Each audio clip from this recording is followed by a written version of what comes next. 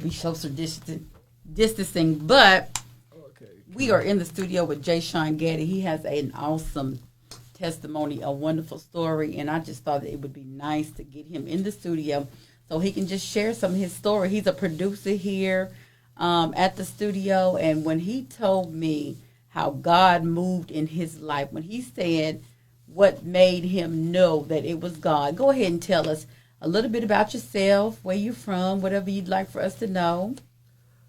Like I said, my name is Jashun Gaddy, and I am a member here at Access 21. I've been here for over about 10 years, whatever. I have been involved with the basic studio class, editing, all the classes basically. And I have, and one of the things that got me here was through my vocational services, and that was to find me a job in the broadcasting field. Oh wow! Because I graduated from East Carolina as a broadcasting major, but in 2001 I had a brain aneurysm, and so that kind of took me out of. Because you were telling me that you had gone to college and everything, and I guess you were roommating or what have we. You're right. Yep, I was in my apartment, and I think at the time I started having like a lot of headaches and stuff like that. And the night before I was out, in the club, and then I think one of my people said I was complaining a lot about headaches, and so I left early. And so then the next evening, I was in my kitchen and I passed out. Oh, wow. And then one of my homeboys, he thought I was playing around, but then I wasn't. And so they called 911 and they did the procedures, hyper, the mouth to mouth and everything. And so they took me to the hospital, and then this was in Greenville too. So Greenville from Charlotte back then was like 4 hours. Wow, South Carolina or North Carolina? North Carolina. Be about at most maybe 3.5 because they got like a lot of highways and stuff now. But back then, and so my mom and dad they didn't get there until like that early morning. But during the time period, a lot of my friends, the school was notified, and so a lot of my classmates was at the hospital. Oh wow! And stuff too, and I was in a coma for 30 days. Oh wow! I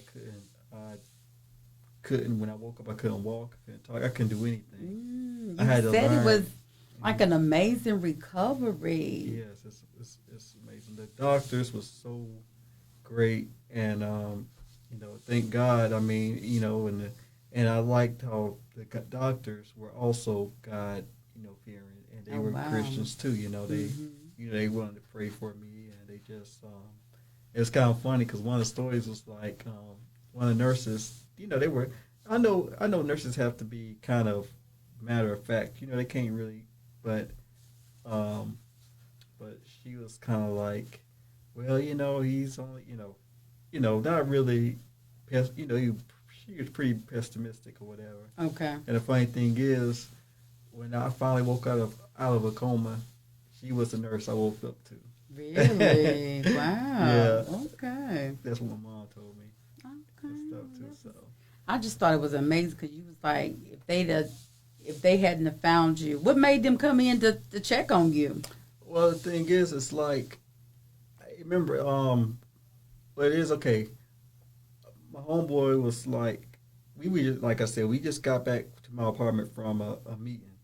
And so instead of them both going to the parking, to take the shuttle to the student car parking lot, he told one of my other friends, well, you stay at the apartment, you stay here, I'll get the car and I'll come back and scoop you up. Instead of them both having to take the shuttle to the distant parking lot. And so if they both would have left, I wouldn't be here right now. Wow. Look how God just automatically intervened. Yes. It's like you got to do something different. Wow. Yes. And so if it wasn't for he changed that situation exactly to create or orchestrate that so that they could find you just in time. it's just so, it was just so planned. And just a lot of the things in my life that I'm looking back and it's just like, it's just too, maybe the first couple of situations, people could say, oh, that's kind of ironic. But after the fifth and sixth, that ain't ironic. That's God. That's all I got from God. Just everything from my process with vocational services. When I went back to school, how when the year I went back to school, actually a lot of my close friends also started grad school. Oh wow! And so they was on campus with me. It's just, and everybody was like in school together. Yeah, and so it's definitely. He sent you. It seems like he sent you like a lot of support. Yeah, definitely. He just had the right people around me and stuff too. And helped you along the way. It's like he's always been there for you. Right. And a lot of times, in most cases, he will be. I mean, that's just part of his word. He says he'll always be there for us. And it's kind of hard to trust God, when you can't see God, but who can deny him? How can you deny him? Right. And, the thing is now I feel like I'm kind of like a peer counselor to other people with brain injury, because I'm very comfortable in my, I had my injury about 20 years, almost older than how old I am, and stuff too. Telling it, ain't you? Yeah, and so and so that's a blessing, because and so I have experienced, I have felt all the emotions of the process of, feeling, when it comes to feeling part of the group or everything. I mean, everything I experienced, and so it changes your life. Exactly. So to get back to like being yourself again. Right. And the thing is, a lot of people gotta remember this. It's so important thing is, whoever you were before your injury is not who you are now. Oh wow. It's like a reborn. It's like reborn. Like when you reborn. Like when you get saved. Yeah. It's the same thing. And the thing is, people gotta understand that just because you were like this before, it may be different. You probably have totally different outlooks. You may look at things totally different. You may not like the same thing. You may corrupt. I mean, the thing is, but it's kind of hard because some of your friends and peers, not intentionally, may still want to clump you into the Jashun back in 2001. Before. Yeah.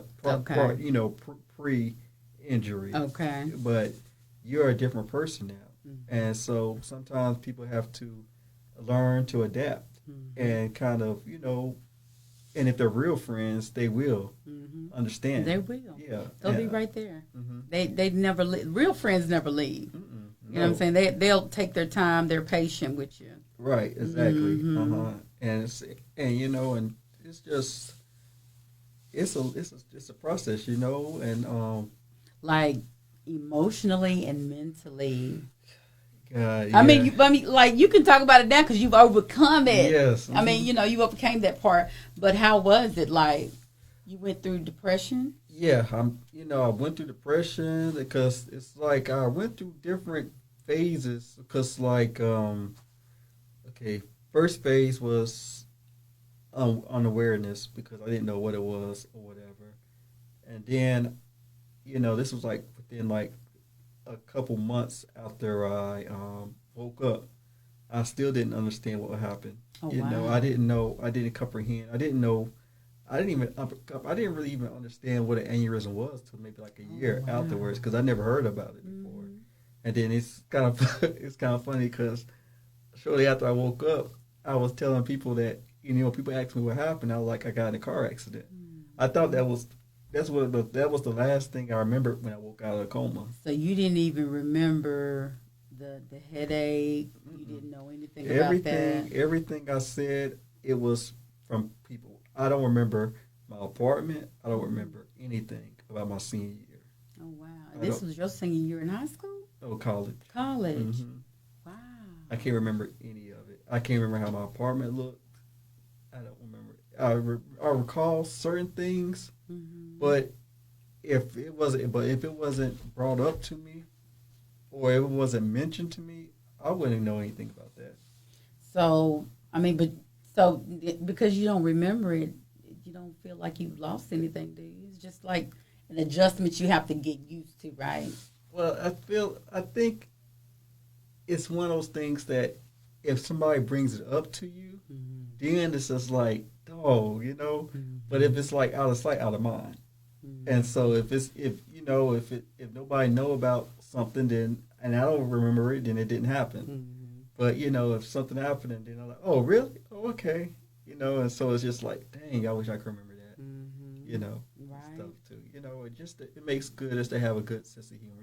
I'm always a goofball, and stuff too. So it's kind of like, fun. yeah, and stuff like I know I used to be like, okay, my friends, we got a sense of humor. Like, oh, Jay Shaw, you remember you did owe me $25 too. If you got. And I'm like, oh, really? Oh, okay, here you go. Like, oh, no, because you won't remember if you did or not. And he's trying to be funny. Yeah. That's good. You got a sense of humor about it. Because a lot of people don't know how to move on from something tragic. You know what I mean? Mm-hmm. It is hard. Sometimes it does. It is a process, and it does take you some used to getting to. What did you do to get you through that? Because I know those moments when your friends wasn't there, and you was just like thinking about it sometimes. To me, I don't think it's that bad. When you look at Jay Sean, there's nothing wrong with him. But what were you feeling inside? Like, how did you get through with that? It was like I said, I came a long way. I mean, I was very severe. They only gave me a 10% chance of living. Wow. Yeah. I mean, it was severe. I mean, I was basically in house. I basically lived in the hospital for like 3 months. That was God. Yes. Wow. So tell me this. How did you get through once you realized and you started going through the fact that now you can't live life the same, you can't be as free? Right. What got you through those periods? You know what I mean? Actually, it's kind of funny going to church and being involved with church. I used to go to church prior to my injury, but I was just like a social church goer. I would go with somebody invited me, but I didn't have no church or whatever. And so when one of my best friends, Leah, she during this time she left her church because of something, and so she started going to Elevation, and she was like, I'm not sure if I'm supposed to be here. I just feel like, but God wants me here. And she wasn't really feeling it, but she was just like, but God is giving her, and telling her to go there. And so then the one time, like, she's like, did you get through with that? It was like I said, I came a long way. I mean, I was in the church before my injury because then it's like, because I felt like I wasn't able to really comprehend a lot of stuff because the Bible was pretty, kind of hard at times and stuff too. So it was like, I don't understand. Can't remember and everything. And so going to Elevation, it was just like, oh my God, because it was very, very easy. It was easier for me to understand the teaching. It was just like relatable. It was basically like teaching like Bible lessons and stuff, and so I was able to actually understand that. I was actually able to recall the sermons, and then even after that, and then when I'm going to other churches like my grandma's church or something like that, it will really help me out because like I know exactly what they're talking about. Oh, okay, I see. I'm not lost no more. I know exactly what that's talking about, and I'm able to comprehend or get the idea about the preaching, and so I'm not zoning out. I'm more like, okay, I'm engaged or whatever. Maybe because I'm gluten, because like, oh, I know this. Yeah, because those Bible studies do help, don't they? Yeah. Once you get into, like, once you read it and then you come to church, it used to be, for me, it was like what I read that week or before. Once I get to church, my pastor would preach on it, and then I would have a clear understanding. And I'd be like, who told him I read that this week? Exactly, you know what I'm saying? Like, how did he know I was reading that? Or it's just like, to me, it just seemed like every Sunday, it just seemed like your pastor have a service, but then the service that you heard on the radio or somebody else was talking about the same thing. Mm-hmm. It just seemed like it always happened with me. It's just kind of like, wait a minute, they talking about the same thing that my pastor talked about, or today or last week or whatever. Yeah, definitely.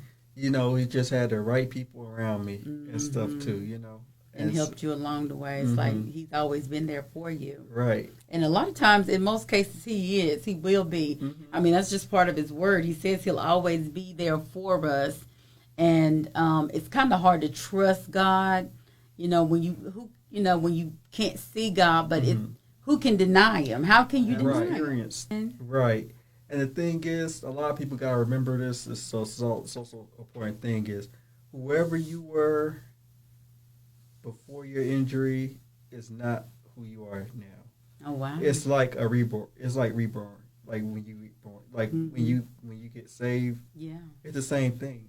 And the thing is, people gotta understand that just because you were like this before, it may be different. You probably have totally different outlooks. You may look at things totally different. You may not like the same thing. You may corrupt. I mean, the thing is, but it's kind of hard because some of your friends and peers, not intentionally, may still want to clump you into the Jashun back in 2001. Before. Yeah. Pre-injury. Okay. But you're a different person now. And so sometimes people have to learn to adapt and kind of, and if they're real friends, they will understand. They will. Yeah. They'll be right there. They never leave. Real friends never leave. You know what I'm saying? They'll take their time. They're patient with you. Right. Exactly. And it's just it's a process. That means your faith should not lie in the hands of man, but in the power of God. Do you have anything that you want to say to anybody? Anything that you want them to know? Any encouraging words? Anything? Period. You know what I mean? Like that you want to share? Anything you want to tell somebody? I would say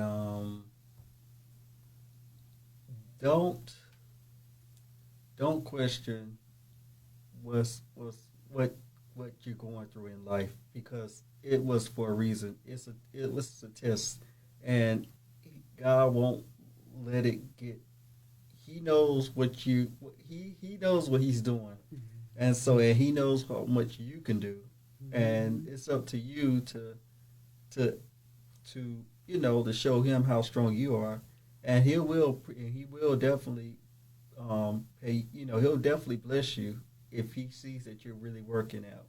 And see, I like how God had used this disability, my injury, for the blessing of me being, I've been in like 10 different videos. I've been in like police training videos. I've been in radio shows. I've been in newspaper articles. I've been in magazine articles. Wow. I've been a lot of stuff. I mean, God, and so it's just, God, I'm a vessel, Well, that's good. I mean, I'm glad you're able to identify that because you have your own show that you used to do it on TV.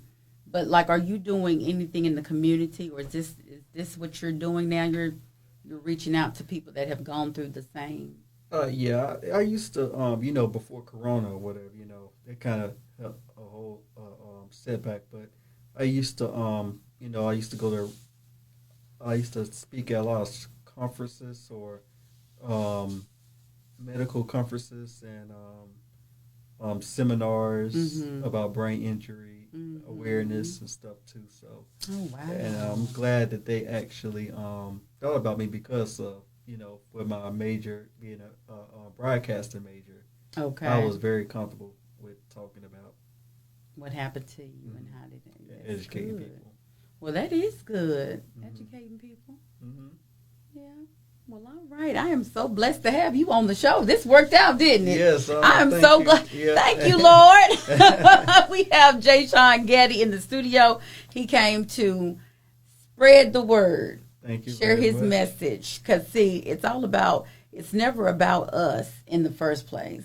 No. We got to learn how to get back to that place where we're giving God the glory and not forget where we came from. Because none of anything that we ever do was done out of our own strength. It's like when we get there, though, we forget all of the basics. We forget who made things happen. We forget who brings us this far. We forget who heals us. We forget who delivered us. We forget who moved in the situation that we were in before. You understand what I'm saying? Yes. And it's always God that will remind us, no matter where. And we do need a reminder, because we were not created for ourselves. We weren't created to glorify earth, people. Idolatry. We weren't created for that. So I'm so glad that you were able to come on. And again, tell us about your show, because you do have a show. I've seen it on YouTube. Was it on Facebook?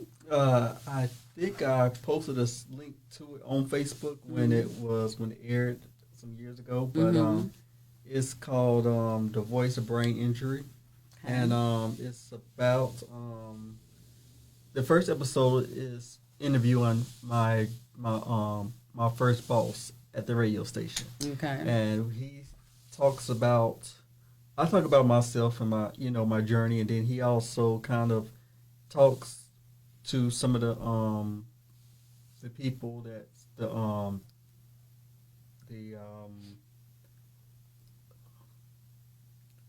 the employers about maybe some of the things that you may want to, that may be helpful to know when dealing with somebody with a brain injury. Oh, yeah. Yeah. Wow. And some of the things that we use, or some of the devices and help that he did incorporate with me when it comes to me adapting to work. Oh, wow. Well, that's good. And it's called The Voice of Brain Injury. It was on, Access 21? Yeah, it's actually on YouTube now. See? Yeah, so I got a YouTube channel. Okay. And I am trying to produce another episode. It's going to be my first podcast. See, I was going to ask you what else new was you getting ready to do, because you did the series on Access 21 on TV. Yeah, so the next episode is going to be a podcast. And I heard that was successful, so. Yeah, so I'm looking forward to that. Well, that's all right. Well, thank you for coming and sharing my space and telling us about your stuff. All right, thank you. It's always a pleasure. Again, you can catch Jashun. He's on YouTube. You have a website or anything you want to share, or a book or anything? My email is jashun.gaddy. Okay.